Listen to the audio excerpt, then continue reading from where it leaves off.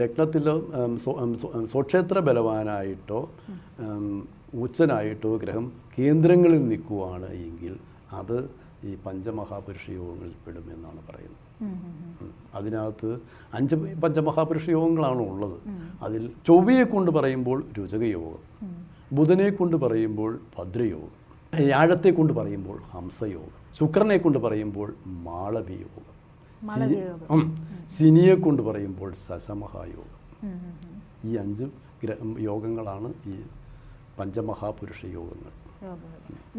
ഈ യോഗങ്ങളെല്ലാം ഒരാൾക്ക് തന്നെ ശ്രീരാമനും അങ്ങനെ ഉണ്ടായിരുന്നു എന്നാണ് പറയുന്നത്. ഇനിയുള്ള കാലഘട്ടത്തിൽ ആർക്കും ഉണ്ടാവില്ല.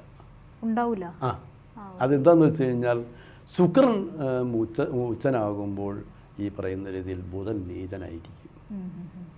സമ്പൂർണ്ണ ജാതകം സാധാരണ ജാതകമല്ല, സമ്പൂർണ്ണ ജാതകം 75 പേജുകൾ അടങ്ങുന്ന സമ്പൂർണ്ണ ജാതകം 250 രൂപയ്ക്ക് ഇനി നിങ്ങളുടെ കൈകളിലേക്ക്. അതിനായി നിങ്ങൾ ചെയ്യേണ്ടത് ഇത്രമാത്രം: താഴെ കാണുന്ന നമ്പറിൽ ബന്ധപ്പെടുക.